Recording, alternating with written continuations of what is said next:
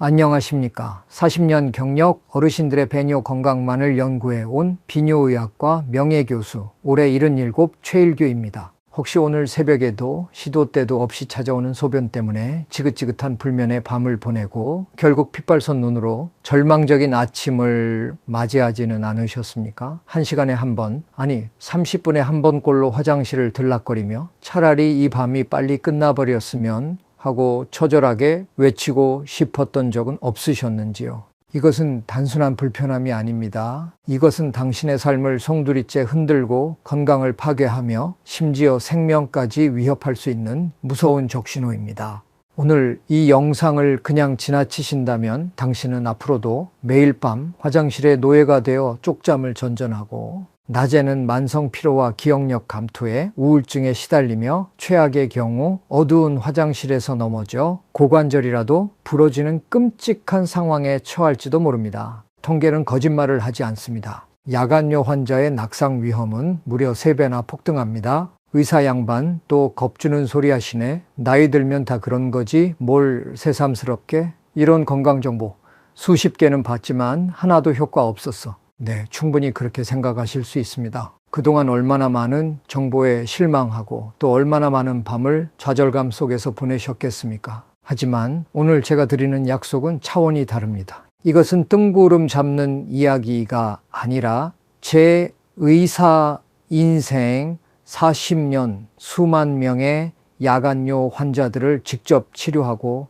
그들의 삶을 바꿔놓은 생생한 경험과 현대의학의 최신 연구 결과를 집대성한 그야말로 마지막 희망과도 같은 처방입니다. 오늘 단 몇 분 제 이야기에만 귀를 기울이신다면 여러분은 지긋지긋한 야간뇨의 사슬을 오늘 밤 단번에 끊어내고 수십 년 만에 처음으로 아침까지 깨지 않고 푹 주무시는 기적의 밤을 맞이하게 될 것입니다. 오늘 저희 채널 다시 청춘에서 그 누구도 속 시원히 알려주지 않았던 야간뇨의 모든 비밀과 단 하루 만에도 효과를 볼 수 있는 그 명쾌한 해법을 남김없이 풀어놓겠습니다. 기억하십시오. 100세 시대 젊음은 숫자가 아니라 건강입니다. 오늘 내 몸을 돌보는 순간 청춘은 다시 시작됩니다. 사실 저 역시 60대 후반에 지긋지긋한 야간뇨로 밤잠을 설치던 쓰라린 경험이 있습니다. 1시간에 한 번꼴로 깨어나 화장실을 들락거렸으니 낮 동안의 피로감과 무기력함은 이루 말할 수 없었지요. 그래서 저는 그 누구보다 우리 어르신들의 그 답답하고 괴로운 심정을 뼈저리게 이해합니다. 많은 분들이 야간뇨 그거 나이 들면 다 생기는 거 아니에요? 그냥 참고 살아야죠 하고 말씀하십니다. 물론 나이가 들면서 우리 몸의 기능이 조금씩 변하는 것은 어찌 보면 자연스러운 현상입니다.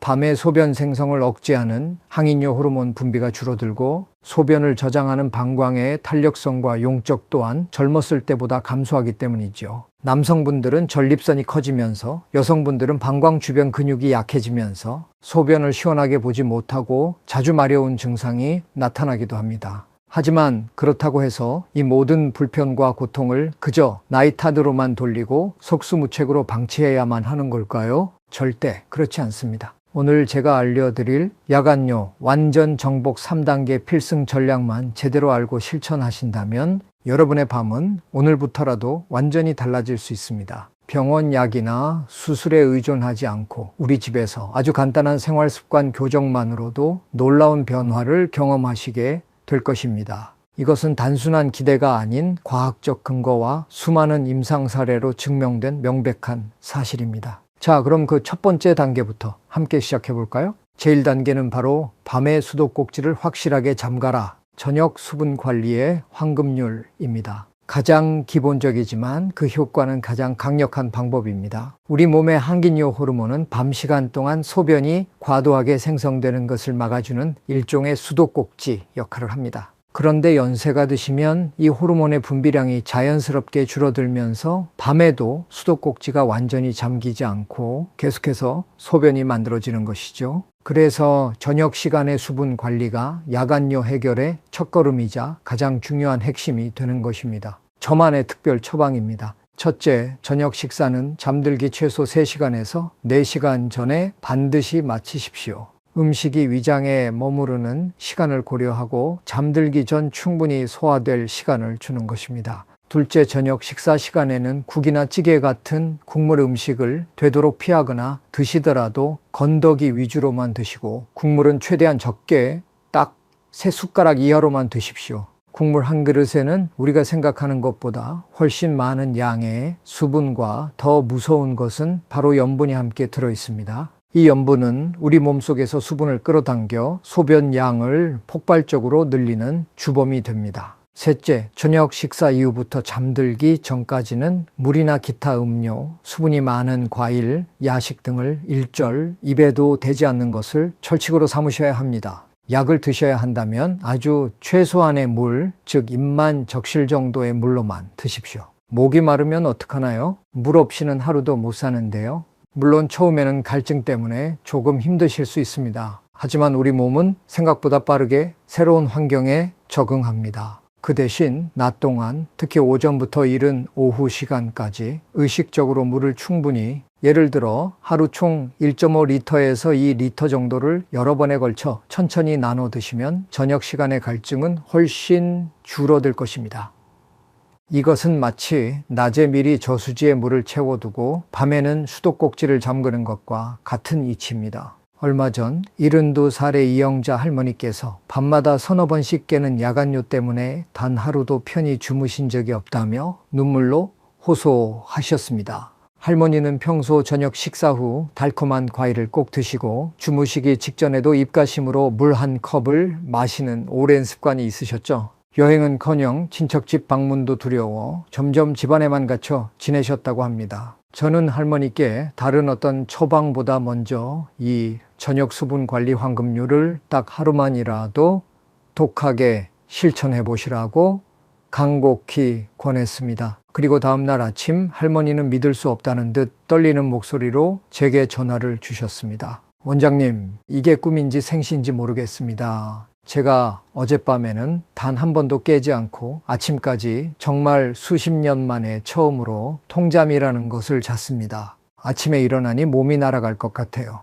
물론 모든 분이 하루 만에 이런 극적인 효과를 보는 것은 아니지만 이영자 할머니의 사례처럼 저녁 수분 관리만 철저히 해도 야간류는 빠르면 단 하루만 해도 눈에 띄게 좋아질 수 있다는 것을 저는 수없이 확인했습니다. 이것만큼은 꼭 기억하십시오. 제2단계는 낮 동안의 숨은 적을 찾아라. 야간요 유발 주범 차단법입니다. 밤에 소변을 자주 보는 원인이 꼭 밤 시간의 문제만은 아닙니다. 의외로 우리가 낮 동안 무심코 행하는 생활 습관 속에 그 해답이 혹은 원인이 숨어 있는 경우가 정말 많습니다. 첫째, 하지부종, 즉 다리가 붓는 증상을 반드시 관리해야 합니다. 우리 어르신들은 젊은 사람들에 비해 혈액순환 기능이 떨어지고 다리 근육의 힘도 약해져 낮 동안 오래 서 있거나 앉아 있으면 중력에 의해 수분이 다리 쪽으로 쉽게 몰려 저녁이면 다리가 퉁퉁 붓게 됩니다. 그런데 밤에 잠자리에 들어 몸을 수평으로 눕히면 이 다리에 고여있던 수분이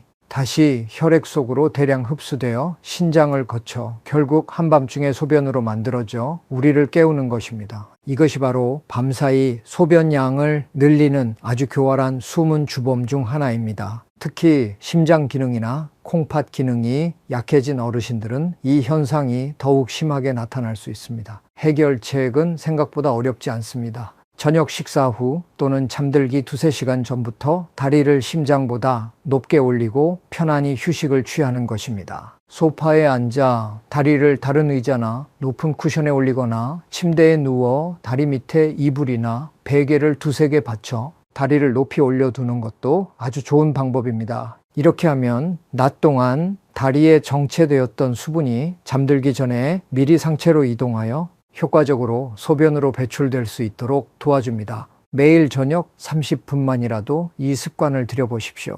특히 다리가 자주 붓거나 저리신 분들은 그 효과에 깜짝 놀라실 겁니다. 필요하다면 낮 동안 의료용 압박 스타킹을 신는 것도 다리 부종을 줄이고 야간요를 예방하는 데 큰 도움이 될 수 있습니다. 이것이 바로 제 비법 노트의 핵심입니다. 둘째, 현재 복용하고 있는 약물을 꼼꼼히 점검해야 합니다. 우리 어르신들은 고혈압, 당뇨, 심장질환 등 여러 만성질환으로 인해 다양한 약물을 복용하시는 경우가 많습니다.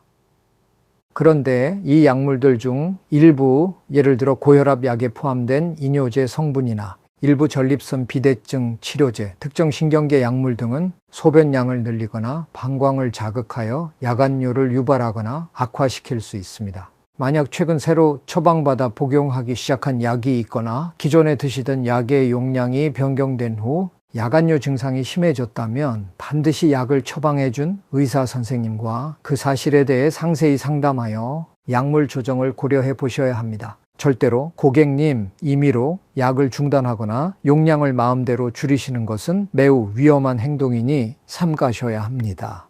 셋째, 수면 무호흡증이 있는지 한 번쯤 의심해보고 필요하다면 검사를 받아보는 것이 좋습니다. 코골이가 매우 심하고 자다가 숨을 컥컥하며 몇 초간 멈추는 증상이 있다면 수면 무호흡증일 가능성이 높습니다. 수면 무호흡증이 있으면 수면 중 뇌가 충분한 산소를 공급받지 못해 자주 각성 상태가 되고, 또한 우리 몸에서 소변 생성을 촉진하는 특정 호르몬, 대표적으로 심박 나트륨 그리고 이뇨펩타이드가 분비되어 야간뇨가 더욱 심해질 수 있습니다. 이 경우에는 아무리 생활 습관을 교정해도 야간뇨가 쉽게 좋아지지 않을 수 있습니다. 따라서 수면 전문 클리닉을 방문하여 정확한 진단과 함께 양압기 치료와 같은 적절한 치료를 받는 것이 야간뇨 해결의 근본적인 열쇠가 될 수 있습니다. 68배 김철수 아버님은 전립선 약을 몇 년째 꾸준히 드시고 계셨지만 야간뇨는 좀처럼 나아지지 않아 늘 우울해하시고 부부 사이도 소원해졌다고 합니다. 낮에는 다리가 심하게 붓고 밤에는 코골이가 천둥소리 같다는 아내분의 핀잔에 잠자리가 늘 가시방석이셨죠. 저는 아버님께 저녁 식사 후 다리 올리기와 함께 혹시 모르니 수면 무호흡증 검사를 받아보시라고 조심스럽게 권했습니다. 검사 결과 예상대로 중등도의 수면 무호흡증이 발견되었고 아버님은 즉시 양압기 치료를 시작하셨습니다. 그리고 놀랍게도 한 달 뒤 아버님은 이전과는 완전히 다른 몰라보게 밝아진 얼굴로 진료실을 찾아오셨습니다. 박사님, 정말 감사합니다. 야간뇨 횟수가 거짓말처럼 절반 이하로 줄었습니다. 코골이도 거의 사라지니 집사람이 저보다 더 좋아합니다. 무엇보다 아침에 일어날 때 이렇게 개운하고 상쾌한 것은 정말 수십 년 만에 처음입니다. 아버님은 이제 부부 금실도 예전처럼 회복되어 매일이 신혼 같다며 한바구음을 지으셨습니다. 포기했던 아내분과의 저녁 산책도 다시 시작하셨다고 합니다. 이처럼 야간뇨의 원인은 생각보다 복합적일 수 있으며 그 숨겨진 원인을 찾아 해결하는 것이 무엇보다 중요합니다.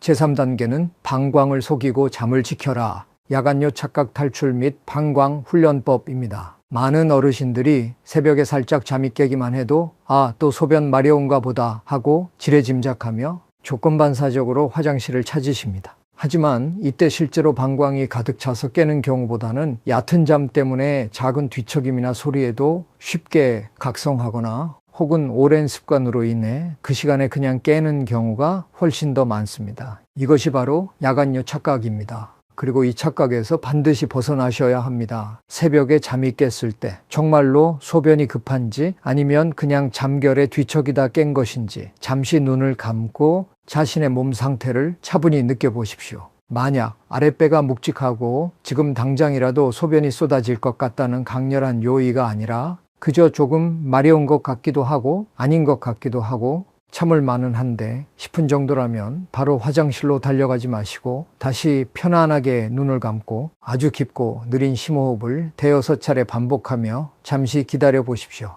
이때 괜찮아, 아직 더 자도 돼, 아무 문제 없어 하고 스스로에게 부드럽게 말을 건네는 것도 좋습니다. 의외로 금방 다시 스르륵 잠이 드는 경우가 아주 많습니다. 만약 이렇게 했는데도 15분에서 20분이 지나도 잠이 오지 않고 여전히 소변이 마려운 느낌이 계속된다면 그때는 참지 말고 화장실에 다녀오시는 것이 맞습니다. 하지만 이때도 중요한 것이 있습니다. 절대 환한 불을 켜시면 안 됩니다. 아주 어두운 간접 조명이나 발밑등 정도만 이용하시고 조용히 다녀오신 후 바로 다시 잠자리에 드십시오. 스마트폰을 본다거나 물을 마시는 행동은 야간뇨를 악화시키는 절대 금물 행동이라는 것 이제 잘 아시지요? 이와 함께 낮 동안 간단한 방광 훈련을 하시는 것도 야간뇨 극복에 큰 도움이 됩니다. 가장 쉽고 효과적인 방법은 소변이 마려울 때 바로 화장실에 가지 않고 의식적으로 5분, 그 다음엔 10분 이렇게 점차 시간을 늘려가며 참아보는 것입니다. 물론 너무 무리하게 방광염이 생길 정도로 참으시면 절대 안 됩니다. 하지만 이렇게 조금씩 방광의 소변을 저장하는 시간을 늘려가면 방광의 기능적 용적이 점차 커지고 소변을 참는 능력 또한 향상될 수 있습니다. 또한 흔히 케겔 운동이라고 불리는 골반적인 강화 운동도 소변 조절 능력 개선에 매우 효과적입니다.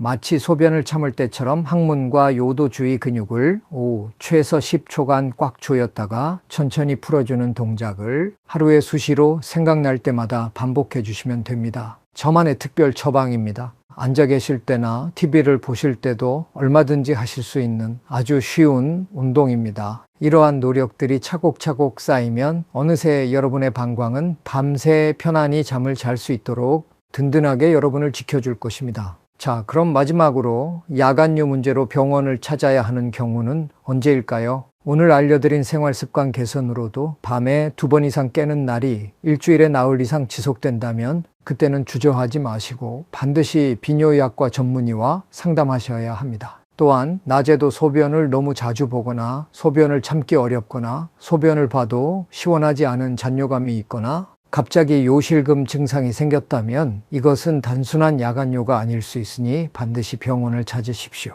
그리고 몸이 붓는 증상, 특히 다리나 발목, 얼굴이 이전과 다르게 심하게 붓는다면 신장 기능 이상이나 다른 심각한 질환의 초기 신호일 수 있으니 절대 간과해서는 안 됩니다. 기억하십시오. 전문의의 도움은 결코 부끄러운 일이 아닙니다. 오히려 건강하고 활기찬 노년을 위한 가장 현명하고 용기 있는 선택입니다. 존경하는 시청자 여러분, 그리고 전국의 우리 어르신 여러분, 오늘 제가 알려드린 이 야간요 완전 정복 3당의 필승 전략은 결코 어렵거나 복잡한 방법이 아닙니다. 오늘 밤, 아니 오늘 저녁부터 단 한 가지라도 좋습니다. 작은 실천을 시작해 보십시오. 저녁 식사 후 물 한 잔 덜 마시는 것, 잠들기 전 다리를 잠시 올려두는 것, 새벽에 깼을 때 바로 화장실로 달려가지 않고 딱 5분만 심호흡하며 참아보는 것, 이 작은 변화들이 여러분의 밤을 바꾸고 나아가 건강하고 활기찬 내일을 선물해 줄 것입니다.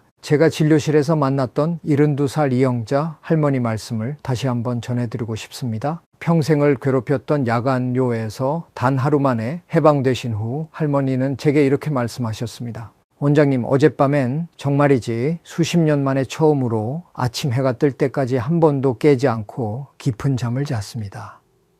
아침에 눈을 떴을 때 몸이 이렇게 가뿐하고 세상이 이렇게 아름다워 보일 수가 없었습니다. 이제야 정말 살 것 같습니다. 이 기쁨을 어떻게 다 표현해야 할지 모르겠습니다.